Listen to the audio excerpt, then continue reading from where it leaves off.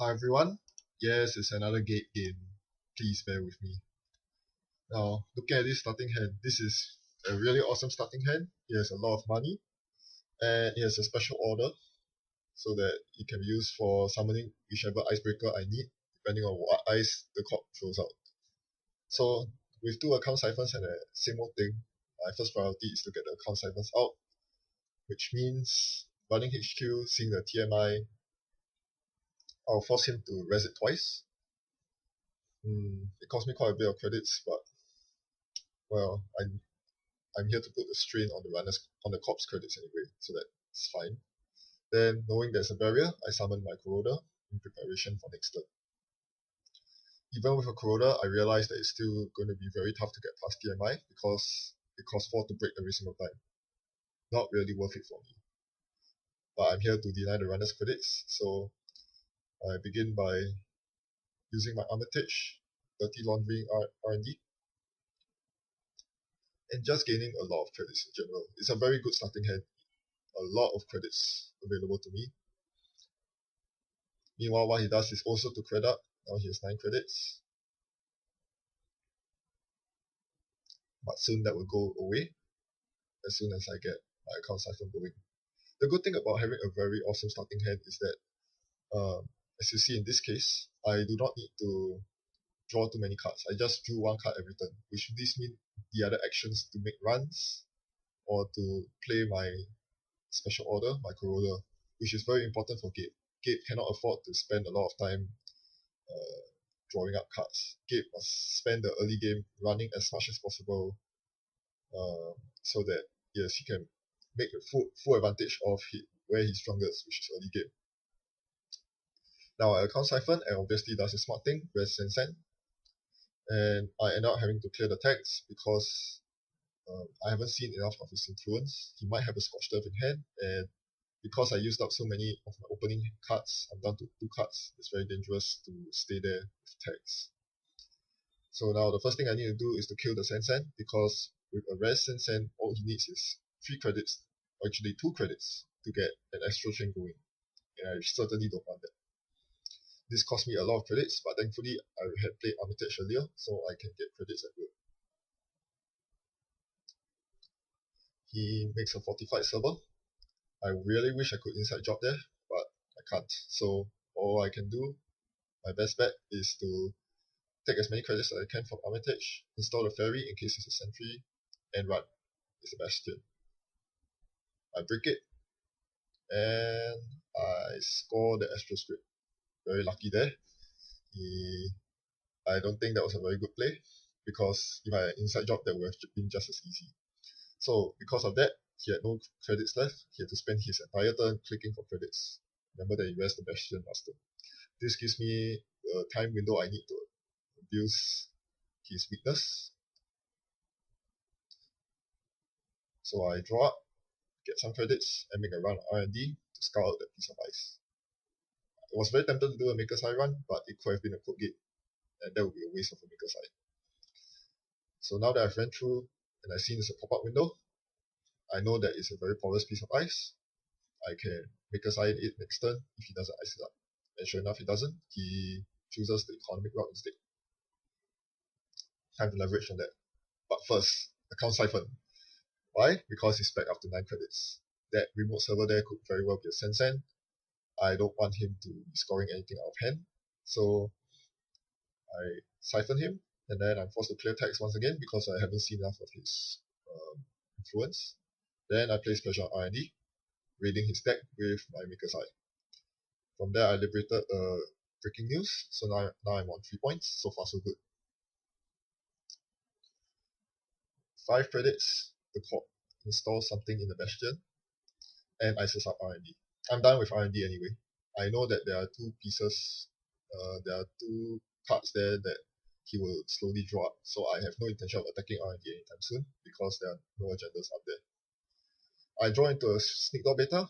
It was very tempting at that moment to use my 3rd click to install the Sneak Door, and the 4th turn to run HQ to get 2 credits from the 2 credit rebate from Sneak Door. I chose not to because knowing that Archives is vulnerable, what I wanted to do is to install it next turn and spend 3 clicks running.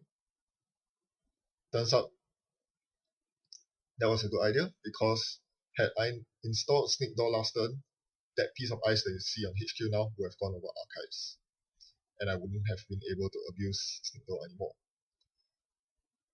So now it's my turn. Now that he has iced up HQ, it's time to attack his weakest server, archives. I ran it 3 times.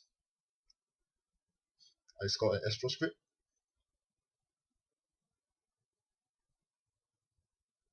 I saw a rotor turret. That's a very important thing to remember. There's a rotor turret there. And breaking news. So now I'm on 6 points all of a sudden. This paid off very well. Seeing him play a lot of anonymous tips earlier on, and having no Jackson Howards out on the board, I knew that his hand must be very clogged up with agendas. So there was absolutely no reason why I wouldn't find a lot of agendas in his hand. Hence, it was very important for me to get the 3 HQ runs before he iced up my attacking server. And from that, the most important thing I did was to snap off 2 Astro Scripts. So now it's very hard for him to chain anything off. I did a Maker's Eye run on R&D because I assumed the ice on R&D was a rotor turret. When I dug with the Maker's Eye just now, I saw 2 rotor turrets, so I assumed it was a rotor turret which I could get through the ferry. I wanted to use the Maker's Eye blindly because if it really was a rotor turret, I didn't want to waste a ferry and access only 1 card in return. I wanted to get the full value out of my ferry. So I did a blind run and it didn't pay off, thereby wasting 2 clicks from same old thing. So because of the tempo loss on my part, he now has suffocated me with 2 pieces of ice on each of the 4 servers, rendering it very hard for me to get past anything. I now try to attack his weaker server, which seems to be HQ. He doesn't rest the first piece of ice. I get past the second, and I hope to find an agenda inside, but only see a toll booth instead. HQ runs are very expensive at this point. Even with just 1 TMI, it costs 4 whole credits to get past, and I only get 2 in return for running. I still haven't seen any Doppelganger or Desperado drawn up, and yeah, that is really costing me.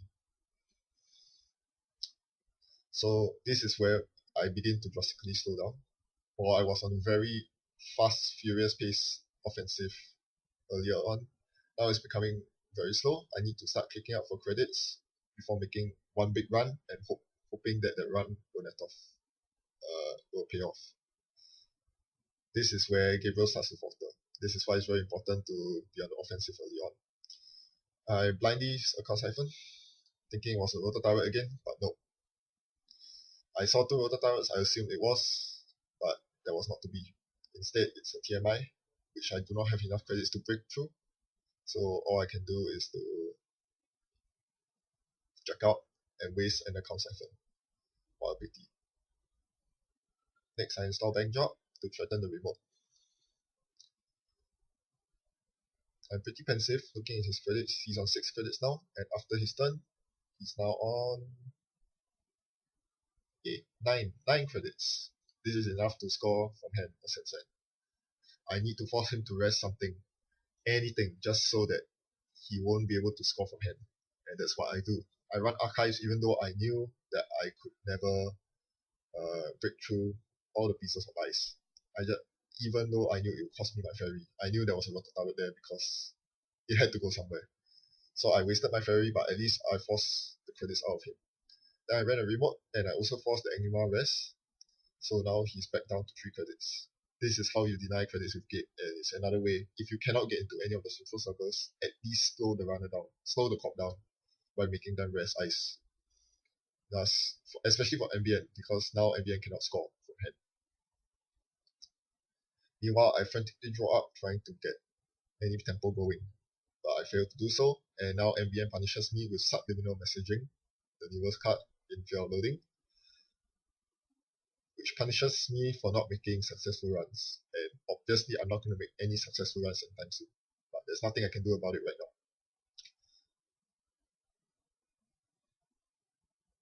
So, knowing that I'm on 6 points and he's only on 1 point, what I do is to install the Knight on Viper and attempt the game-winning agenda through R&D, which doesn't work, unfortunately. And in response to this, knowing that I'm on match point, the corp immediately defends R&D by trashing the knight, which was a very smart move. So now I'm not able to access R&D once again. What a pity. Yes, these servers look like it's impossible to get through. The remote is possible to get through. I can always special order my York out. However, it costs a lot and it's not particularly rewarding to run a remote anyway. So right now, all I can do is to play a same old thing, which hopefully gives me more options. Same old thing is very good at this point because I can choose to use it to siphon, to do a maker's high run, or to emergency shut down anything big that comes my way.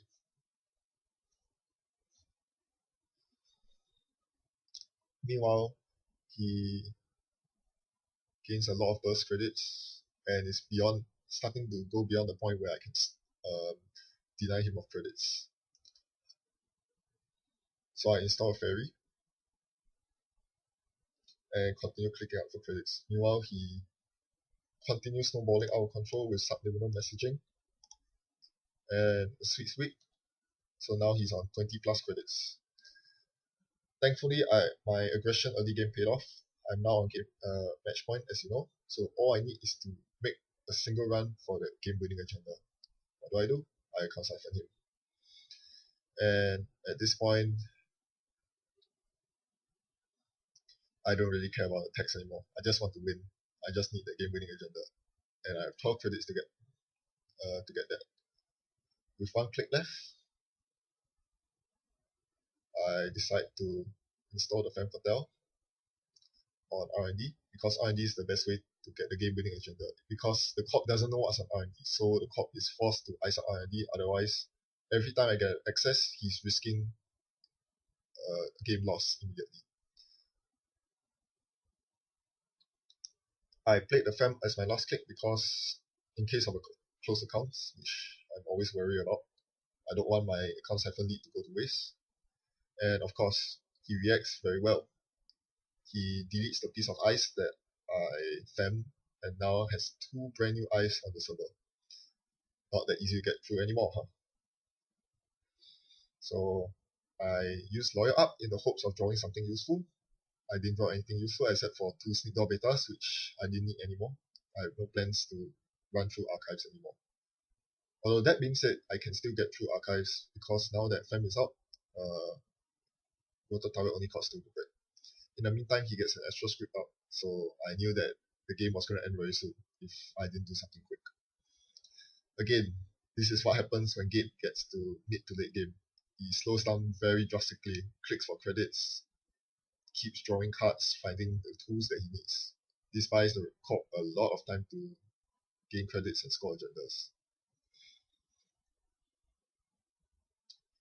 By this point, he has been using a lot of card draw abilities between anonymous tip and with level clearance. His deck is running low on cards. I figured that a lot of cards were in archives and that he had Jackson Howard out confirmed my suspicions. But was I going to run through archives? Would it be a good idea? I still prefer R&D. But I was top cold right there. Viper is just a tough piece of ice against my Gabe deck because I'm not using York Data Sucker. It's impossible to get through Viper for free. The best I can do is to install a Knight on a Viper, which costs me 2 to break and forces me to run on the last click. For a 3 cost, 3 res ice, Viper is definitely a huge counter to this Gabe deck.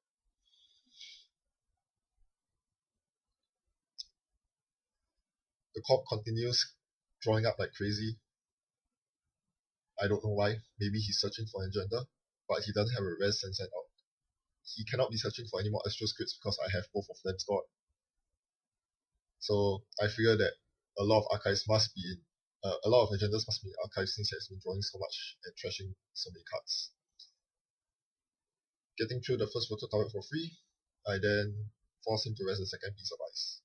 He doesn't, instead reshuffling 3 cards back into R&D. This is a sign that he has at least one agenda in there that he needs to reshuffle it. this means that the density of agendas in R&D has just increased with my run through R&D, with my run through archives. I draw an inside job on my second click and no hesitation. I'm using it on R&D. You know that you are pretty desperate when you are forced to use an inside job on R&D, but I really had no choice in the game. I was going for the game-winning agenda, and that was the best way to do it. With a fairy out, I was able to break through Ichi, and I scored the assassination for the win. That was a very close game.